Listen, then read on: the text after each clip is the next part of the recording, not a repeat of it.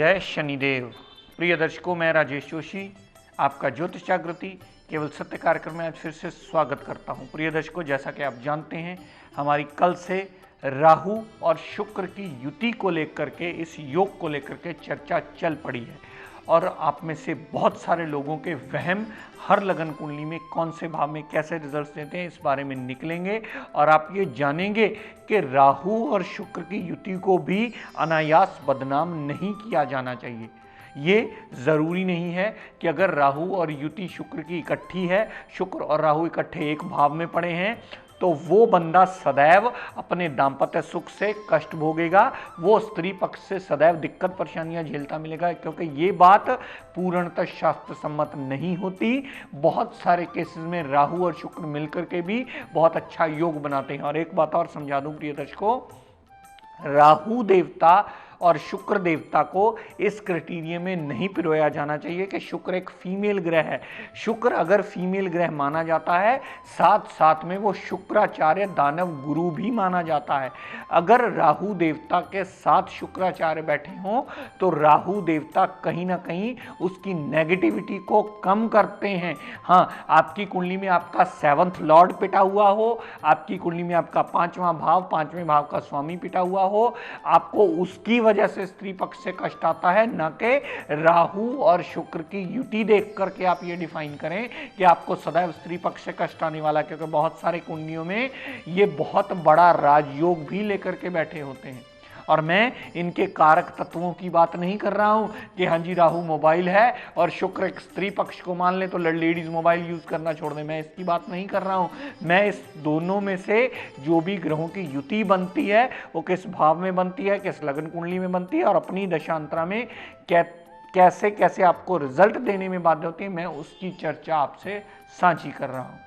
प्रिय दर्शकों, आइए अपनी इस श्रृंखला को कंटिन्यू करता हुआ, कल हमने मेष लगन की कुंडली की बात की थी, आज बात करते हैं वृष लगन की कुंडली, यानी टॉरस लगन की कुंडली।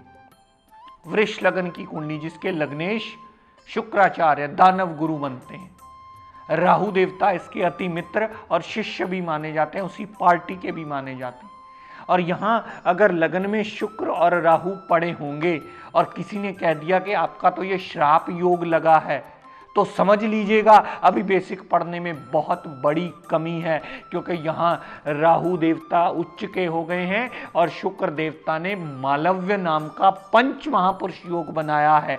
तो यहाँ राहु की जब भी दशांतरा चलेगी वो सदैव आपको पॉजिटिव फल देती मिलेगी, और शुक्र की दशांतरा चलेगी, जितना डिग्री वाइज क्षमता शुक्र में होगी, जितना डिग्री वाइज अंश मात्र बलाबल शुक्राचार्य में होगा, उतने प्रतिशत पॉजिटिव रिजल्ट आपको सदैव देते ही मिलेंगे। और यहां आपको किसी ने सिर्फ युति देखकर बता दिया कि आपका जो जी ये श्राप योग है, तो समझ लीजिएगा अभी विद्या हम पढ़ना सीखे ही नहीं है। यहां दोनों ग्रहों की युति आपको सदैव पॉजिटिव फल मिलेगी। मैं इस मंच के माध्यम से बता दूं, आप किसी की भी कुंडली उठा करके देख लीजिएगा, चाहे उसकी राहु की दशांतरा चल रही हो, चाहे शुक्र की दशांतरा चल रही हो, अगर लगन में प्लेस होंगे तो बहुत अच्छा राजयोग बनाएंगे और बहुत ज्यादा पॉजिटिव फल आपको दोनों ग्रहों की दशांतरा में मिलेंगे। दर्शकों, राहु शुक्र अगर दूसरे भाव में पड़े हुए, मिथुन राशि में भी अगर राहु देवता पड़े होंगे तो सदैव उसको उच्च का माना जाता है, और अच्छे भाव में होने की वजह से, शुक्राचार्य का साथ पड़ा होने की वजह से बहुत अच्छा राजयोग बनता है। शुक्र की महादशा भी सदैव आपको लाभान्वित करेगी और राहु की दशांतरा भी सदैव आपको लाभ देती मिलेगी।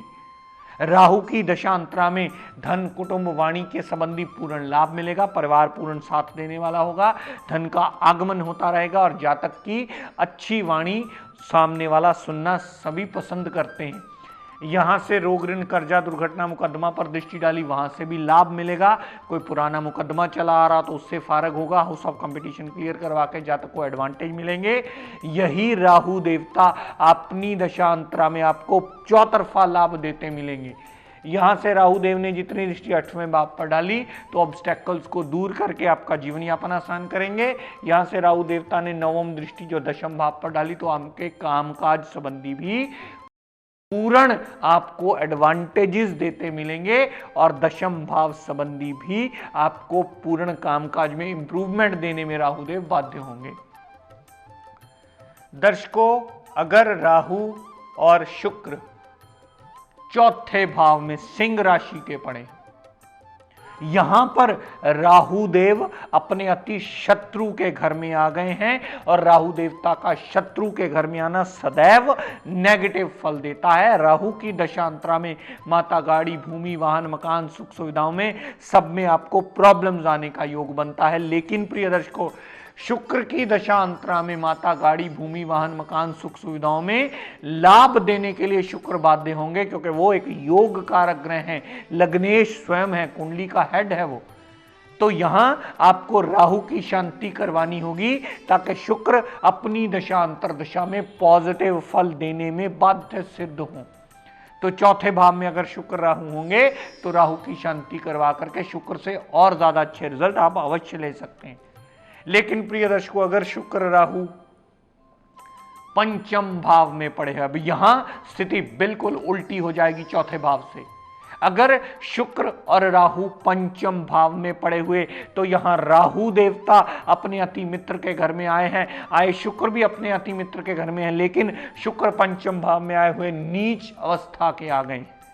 यहां आपको शुक्र देवता का पाठ पूजन, शुक्र देवता का हवन यज्ञ, शुक्र देवता का सिमरण, शुक्र देवता से जुड़े हुए व्रत आरती पूजन करके शुक्र देवता की नीचता को शांत करना होगा। और राहु की दशा अंतरदशा सदैव जितना उसमें डिग्री वाइज क्षमता होगी उतना पॉजिटिव फल देने में वो बाध्य होगा। तो बात समझने वाली आ गई प्रिय दर्शकों। चौथे भाव में आया तो आपको राहु की शांति करवानी होगी, क्योंकि राहु अपने अति शत्रु के घर में आया है। लेकिन पंचम भाव में आया तो यहां शुक्र नीच का हुआ है, वहां राहु पॉजिटिव फल देने में बाध्य है।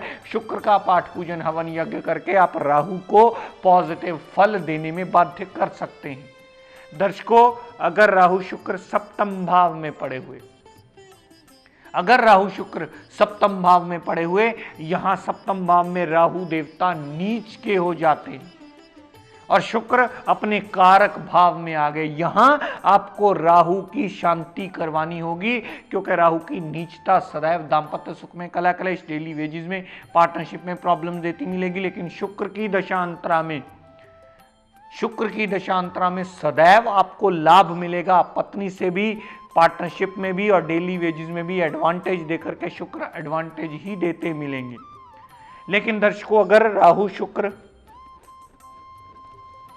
नवम भाव में पड़े हुए और यहां भी आपको किसी ने कह दिया आपके तो जी राहु शुक्र इकट्ठे हैं, आपका तो फलाना श्राप लग गया, यहां किसी किस्म का कभी कोई श्राप नहीं लगेगा। क्यों?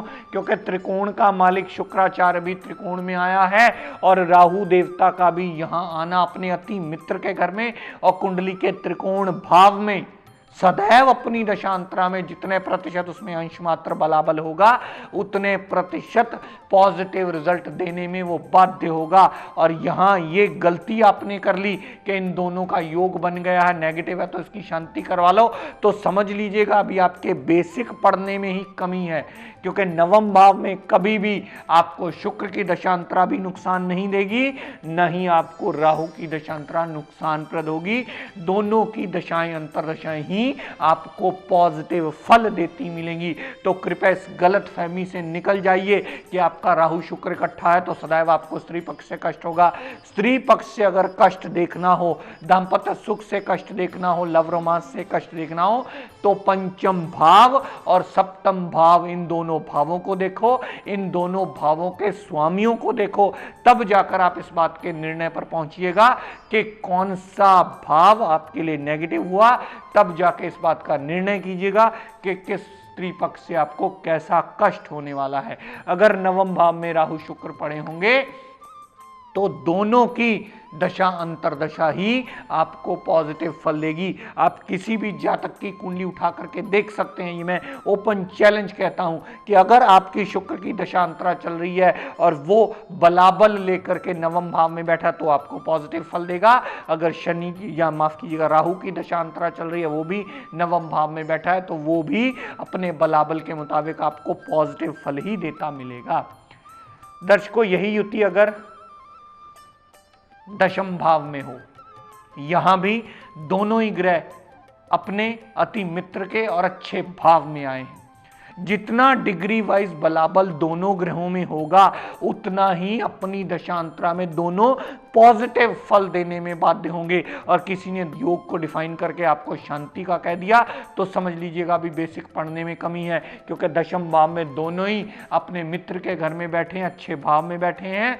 अपनी दशांतरा में काम काज में सदैव एडवांटेज देते मिलेंगे राहु देव भी और शुक्र देव भी। बस डिग्री वाइज क्षमता साथ में नोट कीजिए और ये जानिए कि इन दोनों की युति भी आपको पॉजिटिव फल दे सकती है।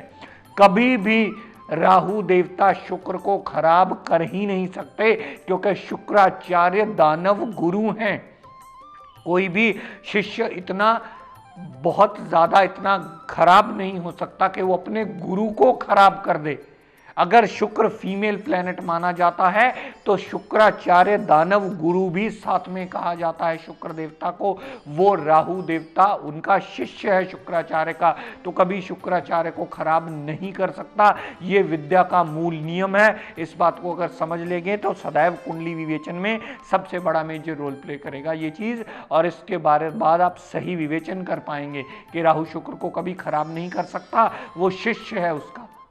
अगर प्रिय दर्शकों शुक्र और राहु 11वें भाव में पड़े हों, यहां शुक्रदेव उच्च के हो गए, राहुदेव मीन राशि में चले गए। यहां पर राहुदेव अपनी बुराई से, क्योंकि वो अपने शत्रु के घर गए हैं, अपनी बुराई से सदैव शुक्र देवता को खराब करते मिलेंगे। यहां पर आपको राहु देवता की प्रॉपर शांति करवानी होगी, ताकि शुक्र जो लगन का मालिक उच्च का होकर के इच्छा पूर्ति के घर में गया है, अपनी दशा अंतरदशा में अपनी डिग्री वाइज क्षमता में मुताबिक आपको पूर्ण अच्छे फल दे पाए। तो मेरे कहने का तात्पर्य प्रिय दर्शकों इतना कि राहु शुक्र की युति को देख करके ये डिफाइन कर लेना कि ये योग बन गया है और सदैव राहु देवता शुक्र को खराब करेगा, ये बात पूर्णतः शास्त्र सम्मत नहीं है। बहुत सारे केसेस में ये बहुत बड़ा राजयोग भी बना देते हैं और दोनों ग्रहों की दशाएं अंतरदशाएं आपको पूर्णतः पॉजिटिव फल देने में बाध्य होती हैं। प्रिय दर्शकों, साथ में आपको मैं सूचना देता आया हूं, आप में से किसी भी जातक का ये एपिसोड देखना रह जाए तो कृपया आप YouTube पर जाकर के भी इस एपिसोड को डेली देख सकते हैं। प्रिय दर्शकों, आज का टिप ऑफ द डे देता हूं, नोट कर लीजिए। बहुत सारे लोग हमसे मिलने आते हैं तो ज़्यादातर हम देखते हैं कुंडलियों में शनि राहु केतु का बहुत ज़्यादा प्रभाव बड़ा होता है। शनि राहु केतु की दशाएं चल रही होती हैं, 7.5 ही चल रही होती है, ढैया चल रहा होता है। आजकल अभी भी सर्दी का थोड़ा मौसम चल रहा है। अगर शनि राहु केतु का बहुत ज़्यादा प्रभाव बड़ा हो तो आप किसी 4th क्लास एम्प्लॉय को पाँव में पहनने के लिए जुराबें अगर लेकर के दे दें, मंदिर गुरुद्वारा के बाहर बैठे किसी बैगर को या किसी 4th क्लास एम्प्लॉय को, घर में काम करने वाली को, किसी को भी, किसी नीडी पर्सन को अगर जुराबें लेकर के दे दें, क्योंकि पाँव भी साक्षात शनिदेव का कारक माने जाते हैं। अगर आप सॉक्स लेकर के देते हो तो आपका शनि राहु केतु का जितना मर्जी पाप प्रभाव कुंडली में चल रहा होगा वो शांत होकर के आपका जीवन आसान करने में मददगार जरूर सिद्ध होगा। तो प्रिय दर्शकों, आज मैं अपनी वाणी को यहीं विराम देता हुआ हम सब के लिए मंगल कामना करता हुआ शनिदेव से ये प्रार्थना करता हूँ कि हे शनिदेव, हम सब पर अपनी कृपा दृष्टि दया दृष्टि सदैव बनाए रखें। जय शनिदेव।